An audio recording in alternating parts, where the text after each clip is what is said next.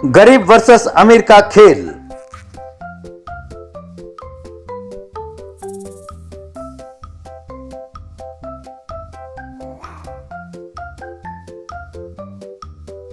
नागपुर में रतनलाल नाम का एक सुनार रहता था।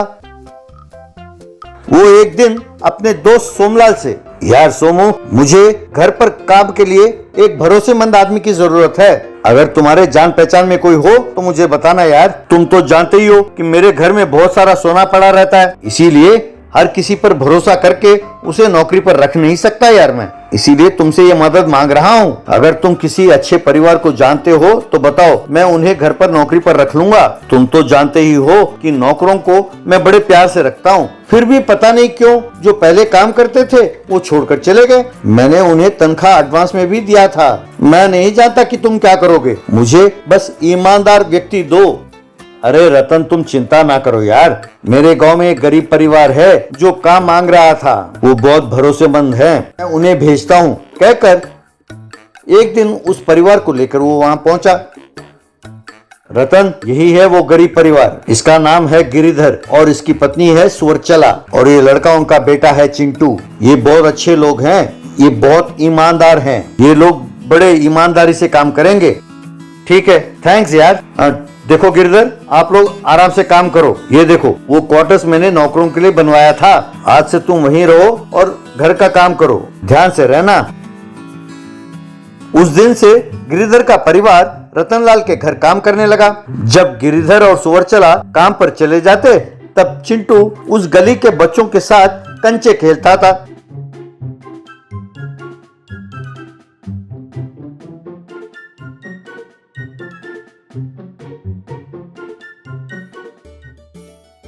एक दिन ये देखकर रतनलाल का बेटा मुन्नालाल, ए, तुम कौन हो? हमारे घर के सामने कंचे खेल रहे हो? मेरे मम्मी ने कहा था कि कंचे खेलना बुरी बात है। क्या कंचे खेलना गलत है? पर मुझे तो किसी ने नहीं बताया। मैं जब छोटा था तभी से कंचे खेल रहा हूँ। वैसे भी मेरे घर में माँ बाप नौकरी पर गए ना, अब मैं अकेला बैठा क्या करूँगा, इसीलिए इन बच्चों के साथ मैं कंचे खेल रहा हूँ। अच्छा, तो तुम गिरिधर के बेटे हो? मैं उस घर के मालिक रतनलाल का बेटा मुन्नालाल हूँ। ये लो, मेरे पास बहुत सारे कार के खिलौने हैं, मैं उनके साथ खेलता हूँ। अगर तुम चाहो तो तुम भी थोड़े कार्स ले लो, तुम भी उनके साथ खेलो, लेकिन ऐसे कंचे ना खेलो।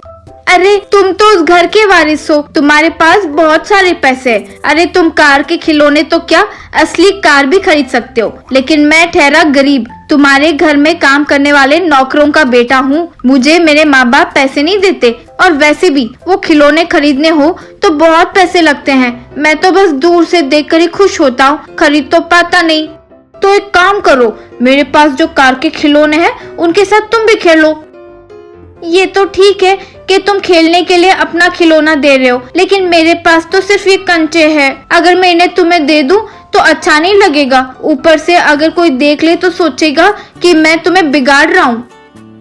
अरे कोई बात नहीं, तुम अपने कंचे मुझे दे दो, मैं उनके साथ खेलूंगा। तुम उन कंचों के साथ जो निशाना लगाते हो वो मुझे देखकर बहुत अच्छा लगा। मेरा भी दिल करता है कि मैं भी उन कंचों के साथ खेलूं, लेकिन मम्मी ने मना किया था, इसीलिए मैं खेल नहीं पाता। तो तुम मुझे कंचे खेलना सिखाओ और मैं तुम्हें कार रिमोट से कैसे चलाते हैं ये सिखाता हूँ।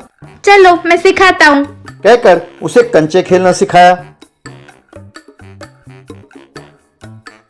और मुन्नालाल ने चिंटू को कार रिमोट से कैसे चलाते हैं वो सिखाया। एक दिन मुन्नालाल, ठीक है चिंटू, ये कार के खिलौने तुम ही रख लो और मैं तुम्हारे कंचे रख लेता हूँ, कहकर उसे कार के खिलौने देकर कुछ कंचे लेकर चला गया। वो खुशी खुशी कार के खिलौने के साथ खेल रहा था कि तभी बाहर से आए रतनलाल ने उसे देखा। ए चिंटू, यहाँ आओ, ये खिलौने तुम्हें कहाँ से मिले? हमारे घर से ले आए क्या? नहीं सेठ जी, आपके बेटे मुन्नालाल ने लाकर मुझे खेलने के लिए दिया है।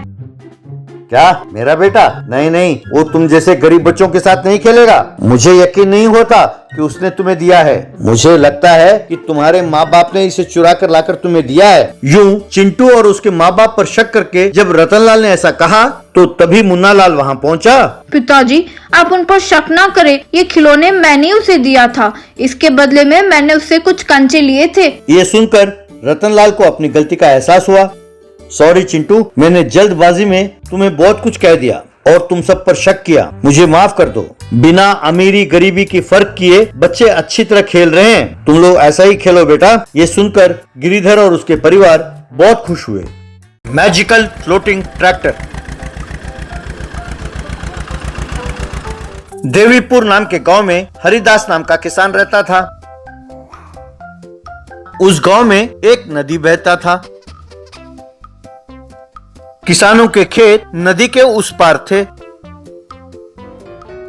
जब नदी में पानी कम बहता था तब किसान नदी को अपने वाहनों में ही पार करते थे और खेतों में जाकर खेती करते थे।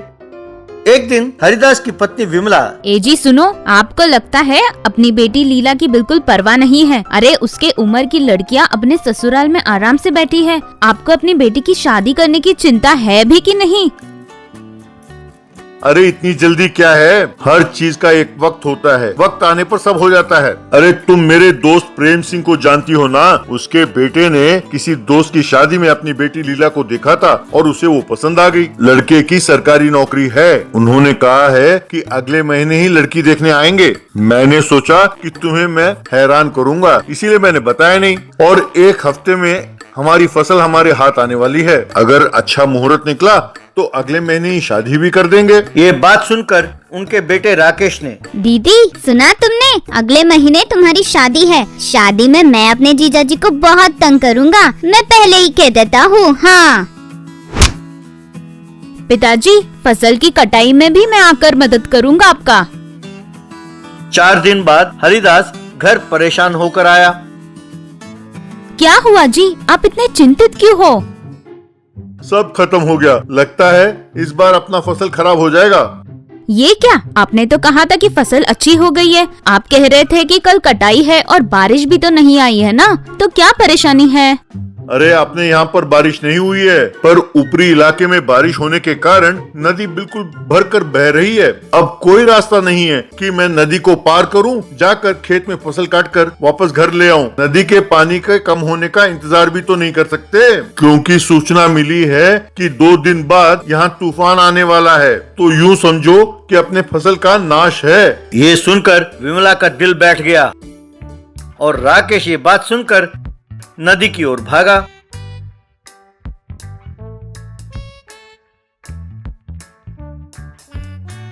नदी का काफी तेज प्रवाह था। राकेश परेशान होकर एक पेड़ के नीचे बैठा। तभी एक बूढ़ी जादूगरनी वहां आई और पास वाले कुएं में कूद गई। ये देखकर राकेश हैरान हो गया। वो तुरंत कुएं के पास दौड़ा दौड़ा गया। वहां उसने एक रस्सी लिया और एक सिरा पेड़ के साथ बांधा, दूसरा सिरा अपने कमर के साथ बांधकर कुएं में कूदा।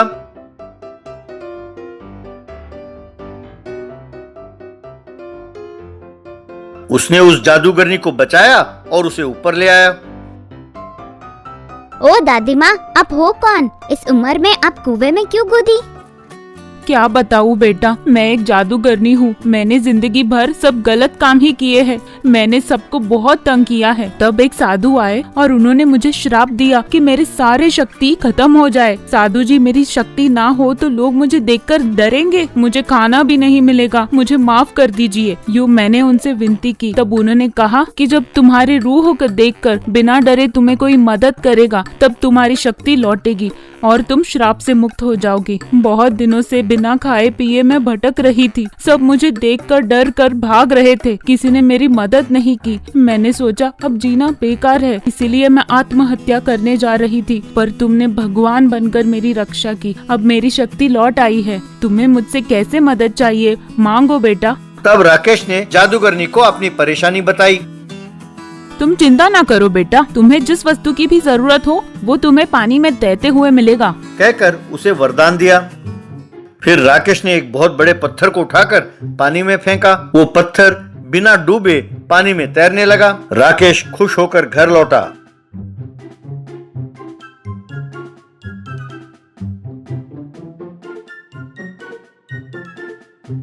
राकेश अपने पिताजी से। पिताजी जल्दी ट्रैक्टर लेके चलो, हम खेत में जाकर फसल काटते हैं। चलो पिताजी। क्यों, कैसे, ये ना पूछो, जल्दी चलो। हरिदास कुछ समझ नहीं पाया पर ट्रैक्टर लेकर चल पड़ा। नदी के किनारे आकर ट्रैक्टर को रोका।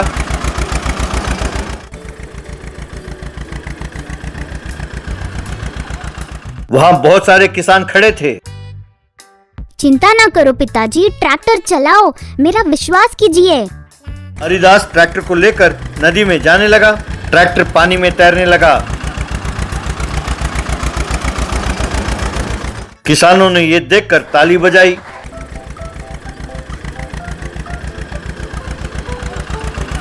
ये सब देखकर रामदास नाम के व्यक्ति को जलन होने लगा। उसने वहां खड़े लोगों से, अरे ये सब जादू वादू कुछ नहीं है, ये सब एक ट्रिक है, मैं आधे घंटे में करके दिखाता हूँ, कहकर उसने अपने ट्रैक्टर के पहियों को बैलून से बांधा।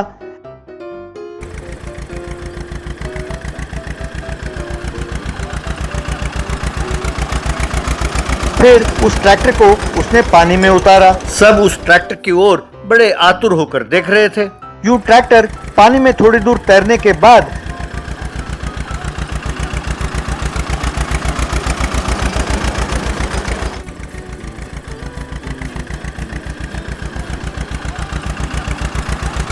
पानी में डूबने लगी। अरे बचाओ बचाओ, राकेश के पास वाकई कोई शक्ति है, मैं डींगे मारने के लिए ये काम कर बैठा, मुझे बचाओ, प्लीज बचाओ, कहकर आवाज देने लगा। सबने नदी का प्रवाह देखा और डर के मारे किनारे पर ही खड़े थे। जब पूरी तरह ट्रैक्टर पानी में डूबने लगा तब राकेश ने हवा में हाथ हिलाया। बस रामदास का ट्रैक्टर पानी में नाव की तरह तैरने लगा। सबने फिर से ताली बजाई।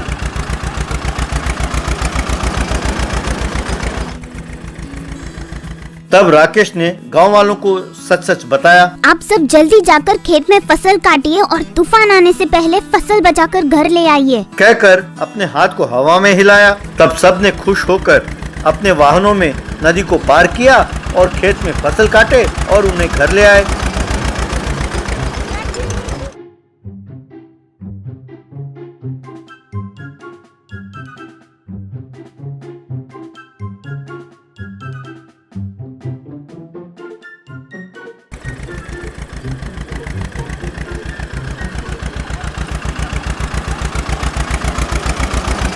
सब किसान खुश हुए।